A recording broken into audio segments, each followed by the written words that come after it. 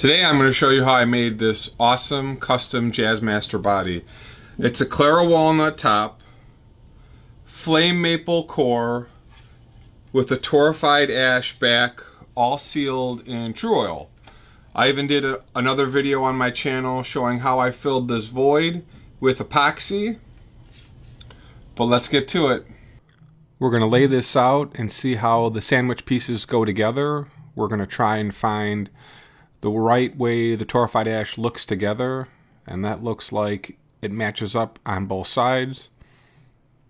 We'll then take this outside to my bandsaw and we'll trim the torrefied ash so that I can run it through my joiner. That edge is uneven, and just trim off about 1/4 inch on each piece. And then we'll take each piece and run it through the joiner. I've got a Craftsman 6-inch joiner out in the garage, and we'll run each piece through a couple times, make sure that it's nice and level.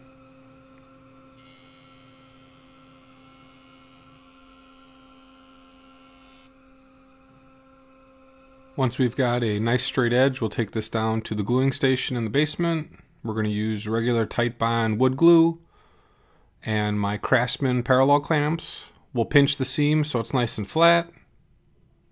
Tighten this up. Let this sit for 24 hours.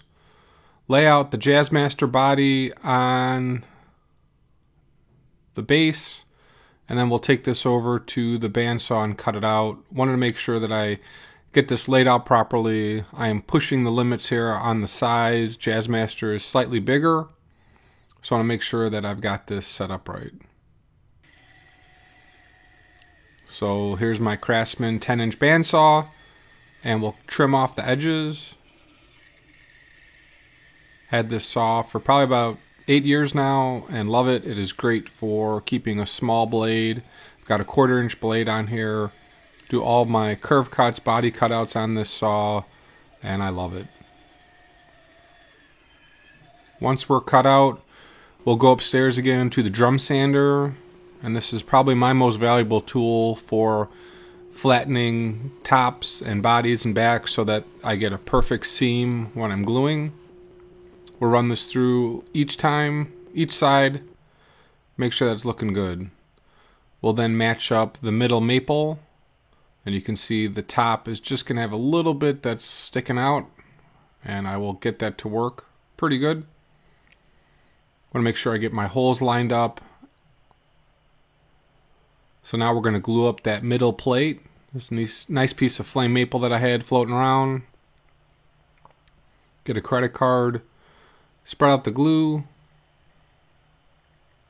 find my holes, screw this in, and then take this over to my clamping station. This is an old wine press that I modified.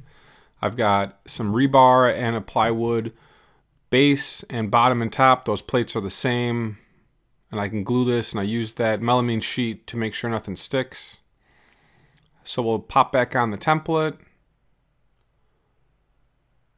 Make sure everything's lined up in terms of pickups. So that's where I'll drill my holes. Trim this off again on the bandsaw. This time I'm cutting everything a little bit closer. That way I can then take this upstairs and route this with a bottom bearing bit on my Craftsman table router.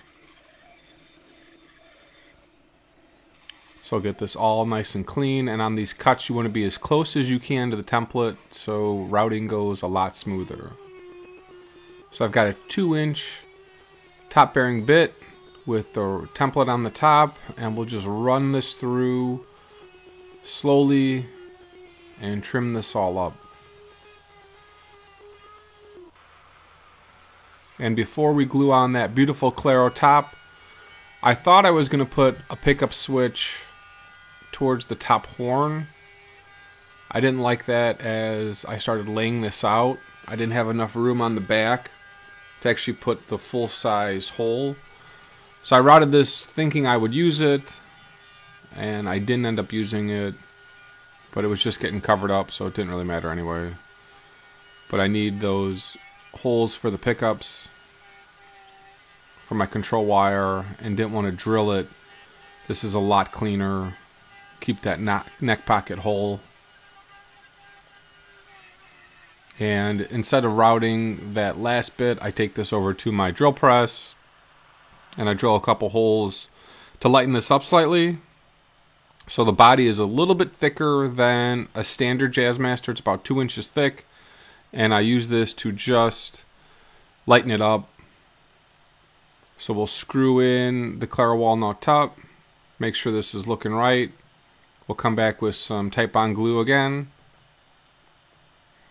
Spread it out with an old credit card. Clamp it down, screw it in, and again bring it over to the wine press clamp, get it looking right. We'll then trim this top on the Craftsman bandsaw again. So now I've got a perfect body shape. I can trim the top and then run this back outside to the router again and trim this up so my seams are perfect. I've got a nice tight fit. I usually let that glue dry for 24 hours before I do any routing or cutting.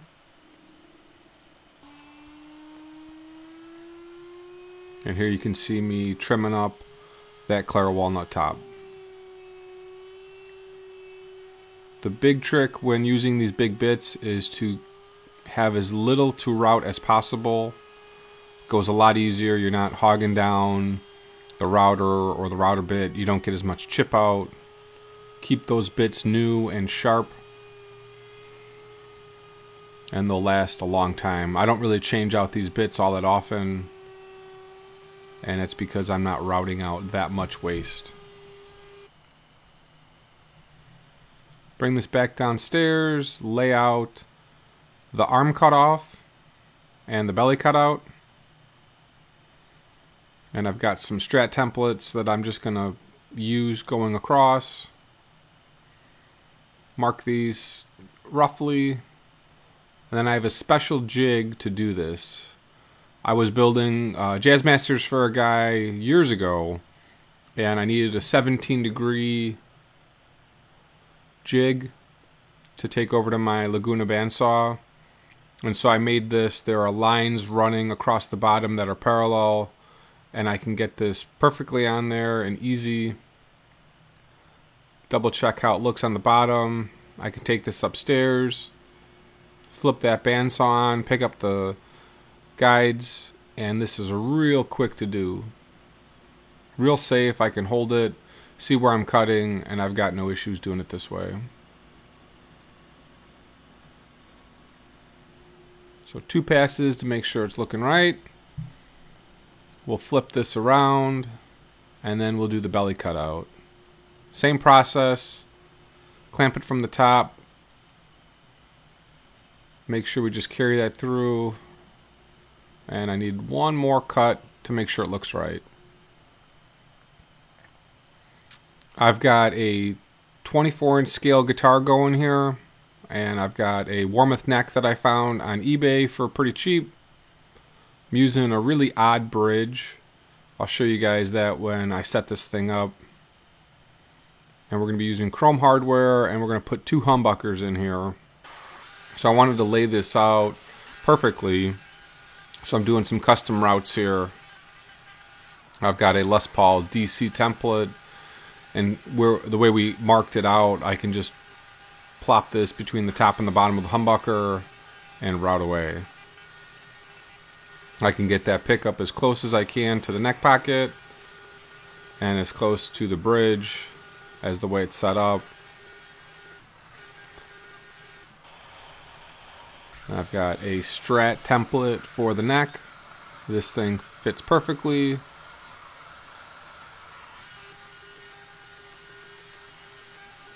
And we'll route this out to about 5/8. Make a couple of passes. This clamping station and routing station I have where I do most of my videos is propped up off of my toolbox, and I can clamp down to the base relatively easily, and it goes pretty quick. For that back side, we're going to do a large cavity. I'm going to lighten this up a little bit more, and it allows me for a ton of flexibility in terms of how I want to wire this up. I think I'm going to do a Veritone, a volume, and a 3-way switch. And I've got a big router with a plastic base here, and I can route out that huge space relatively easily. All the chips go up into the base of the router. This is my favorite router. I've probably got 5 of these. This is a DeWalt 621 router. I did a review of it years ago. And as I've been building and building and building, I bought a couple more routers here and there on eBay because they were too good of a deal to pass up. So this is the recess then for the control plate. We'll get this all set up. Looking pretty good. You can see the 3 layers there: maple, torrefied ash, and the Clara walnut top. Part 2 here, we'll do some sanding and get some Chura on this sucker. Thanks for watching, guys. We'll see you in the next video.